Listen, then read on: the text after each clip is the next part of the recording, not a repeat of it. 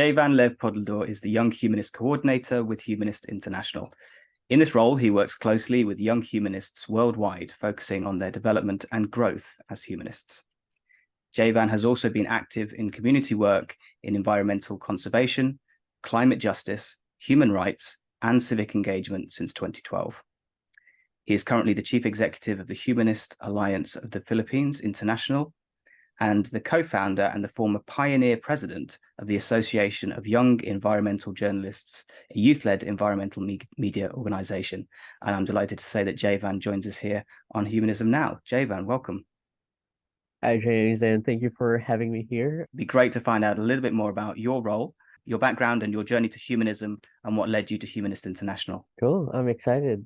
To start off, I've never been part of the humanist movement that very long. I would say I started directly being involved in the humanist movement in 2018. That was another province here in the Philippines.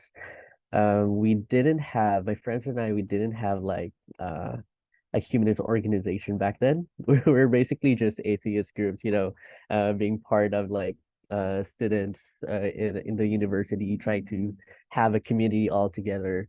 And then we just decided to like one day find out if we can formalize the group that we're in. So we reached out to different humanist organizations here in the country, and we found out that HAPI, or Humanist Alliance Philippines International, is the one where it's most aligned with us. So we did try to apply our group in the organization. And one thing led to another. I was made the lead chapter of HAPI in Dumaguete City when I was still staying there. And, we did try to grow the organization from there. So that was in 2018. And then a few months after, they made me their youth ambassador for HAPI. And then after being made a youth ambassador, there was a situation, or it calls for a need for me to step up to become their chief executive at the end of 2020. And it was also during the time where Humanist International opened up like their application for a social media person and also a young Humanist International coordinator. So I tried to apply, and I was still in school back then. So I tried to apply for these positions, and luckily it got through. So I started working formally at around February of 2021. That's when I was formally affiliated with Humanist International. Could you give a bit of a background of the state of humanism in the Philippines? If you've also read with the Freedom of Thought report by Humanist International, it was said there that the Philippines is a secular country, but we do have very deep roots in terms of like Christianity or Catholicism, mainly because of 300 years of colonialism. So that's how the landscape is in terms of the Philippines. Even the politicians or the government, they have deep roots as well with in terms of religion. Whoever gets to side more or has like potential bias with the religious leaders tends to be favored mostly by the population or the voting majority. So that's why it's a bit difficult to actually live through like the separation of church and state, even if it's mentioned in the Philippine Constitution. And we find that a problem for us. It results to discrimination not only for like LGBT people or other rights that we should have, like divorce. We still don't have divorce law in the Philippines, and abortion as well. Those are very serious topics or rights that we should have, but we don't because of how it is being challenged in our legislative system because of religious beliefs. So that's why HAPI was founded in 2014, because we wanted to ensure that Filipinos should at least be able to enjoy these rights that we currently do not have, and that we should embody as well what is stated in our constitution, that the country should remain secular. So we have been running campaigns, trying to at least move forward, although it is a very difficult process. Um, One other thing that I could probably point out, just to put into perspective, the Philippines is the most friendly LGBT country in the world, but we do not have any anti-discrimination laws yet that protects them. Right. Um, so it's a difficult thing, and we hope that through our humanist values in the organization, that is something that we hope we could attain somewhere in the future. Although it is a very challenging thing to do, and there are only like two humanist organizations in the country. So yeah, the fight is still ongoing. It sounds like there's somewhat of a disconnect between the social norms and the law. Exactly, exactly. I mean, the laws that we have, we even have de facto blasphemy laws brought in by the Spanish colony when they colonized us. It's when you try to insult during religious practices, Yeah. ceremonies, um, you can be persecuted using this law. It's a 200 or 100-year-old law that is still found in the Constitution. And it's quite ironic, like you said, James, that how even if how secular or the country is, we still have things that we have to progress into when we can say that we are a progressive country. So yeah, it's quite ironic, I would say, and hopefully, pretty much soon, in a few years from now, we can finally say that the Philippines is much more progressive and how we actually envision it as. And have you found that membership have been growing with the humanist groups that you're involved with? Yeah, there's definitely a need. People have been looking at, an alternative to religion. That's why we don't even have to to degrade, religion. People just find the need to like come up or search for communities where they actually belong. People have been quite turned off with how religion is currently run in the country. Some of the things are, it's a step process, I would say. Like some people would start joining liberal organizations like pro LGBT, pro abortion rights, pro divorce. And then starting from there, they also sync up like other things as well. Like if they're atheists or agnostics, then they would go and join humanist organizations. But the thing there is, the Filipinos are only familiar with such terms as agnostic or atheist. Humanism or humanist is still quite unfamiliar to them. So aside from all those campaigns that we need to do, we also need to campaign about mainstreaming the term humanism to them.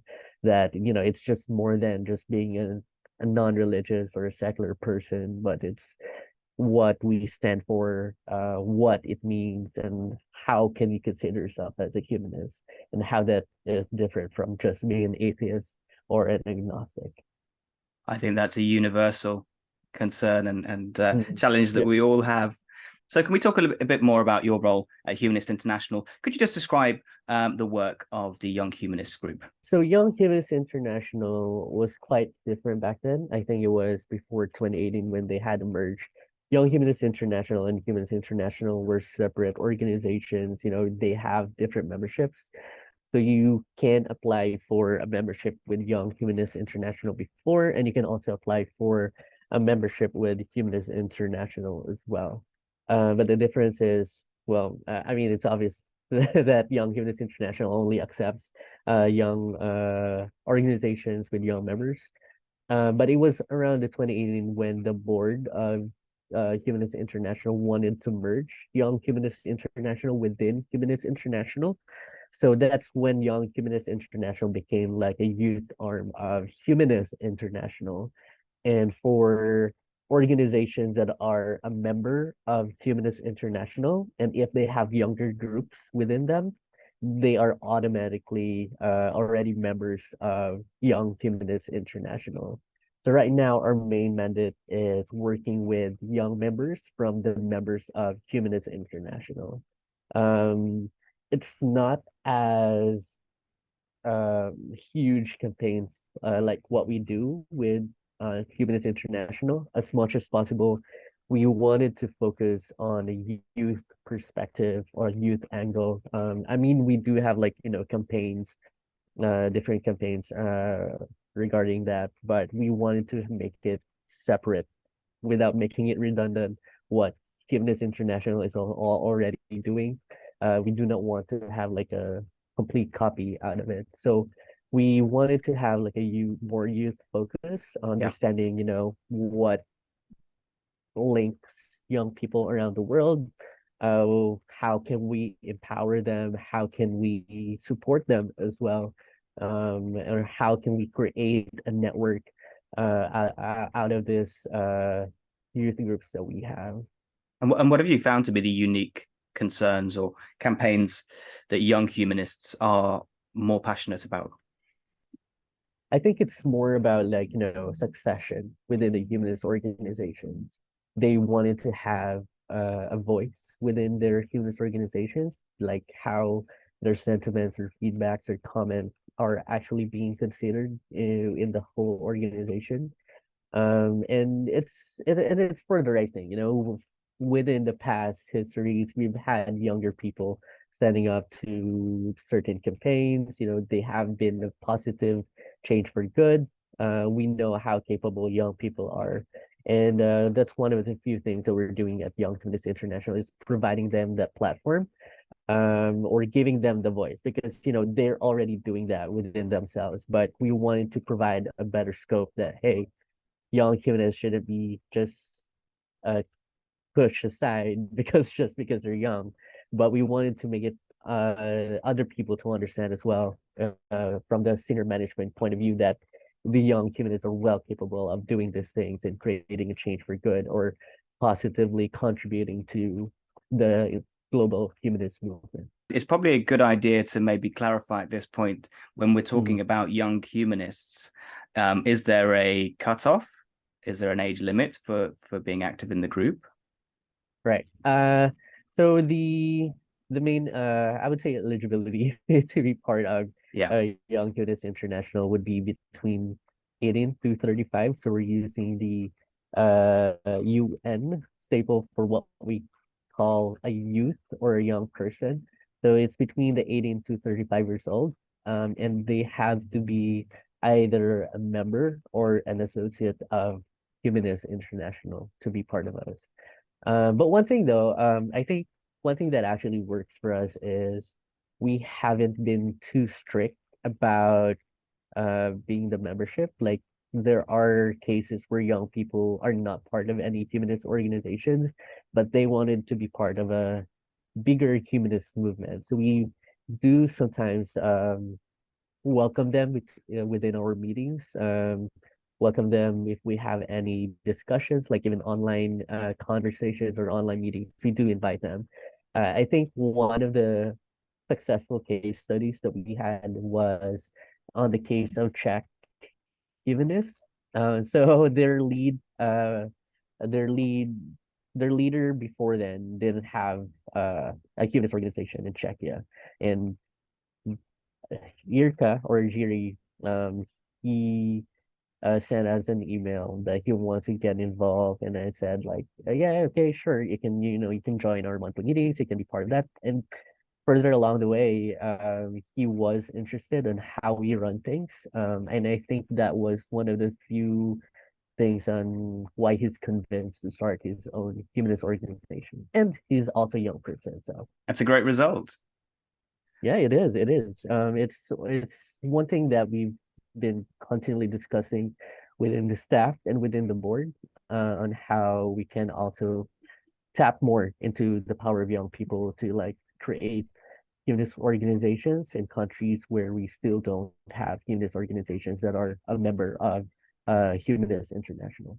I'm interested to learn a little bit about how all of the campaigns that you're involved with tie together for you. I think I mentioned a lot of the areas that you're involved with in campaigning in your intro. I had to skip a whole a load more things as well. I know you're incredibly busy and active, and a lot of that is tied around. It seems to be, two broad themes. One is humanism, the other is climate action. I suspect from looking at Young Humanists International that climate action is probably, we know, is right at the top of the agenda for young people. How do you see humanism and climate action as related to each other? Right. I think before we go into this, it's important to understand what climate action really is. Sure. Um, when people think about the climate, one of the few misconceptions they would probably say, for someone who's not really that involved about the climate movement, is that they would think it's only about the environment. Trees burning up, sea level rise, but it's a much more a complicated issue. Everything is interconnected within each other. I do refer to like one case study about how there are a lot of child marriages in Africa or in South Asia. You know, once you look at it in a singular lens, you would think like how are child marriages connected to the climate, And as humanists, we do understand like these are the type of things that we fight about. But there's the news article cited that because of poverty, like their parents were farmers and how the climate drastically changes over the years, they do not have any livelihood to support themselves, and they had to resort to like drastic measures to help themselves. And one of the things that they had to do was give up their daughters for child marriages. And that's just a few examples. We do have child laborers and etc. But there's all of the most of the things that we know that we are campaigning for uh, are actually somehow related to climate action. And that's why we wanted to incorporate that into humanism as well, that it's not as far-fetched as what other people might think, that it's not just about the environment, but climate action is actually human rights as well. That it affects more than just the animals, the trees, the birds, the fishes. It also affects us humans as well. Um, and the reason why we wanted to start that with young humanists is also for a very good reason. That it's going to be the younger generation who's soon going to inhabit the earth. We're going to be the ones who will be uh, feeling the full effects of the climate that what we're doing now. And it's only right then that we have to fight for our future. Yeah, it's fascinating to also learn about how interconnected all of these Mm, issues really yeah. are. So thank you for all your fantastic work. I know you're super busy. It's been a pleasure to speak with you today. A couple of quick things before we go. Just in terms of your involvement in any of these campaigns, is there anything which you've changed your mind on recently? I think not really how it changed my mind. It's more of how I've been more passionate because the longer you've been into the movement, it's more you get to understand things. It opens your eyes into more aspects or circumstances that you might not have known before then. Um, there were some cases that it also put you into different perspective on how you approach things. Like for example, in terms of climate, it's always been about doom and gloom.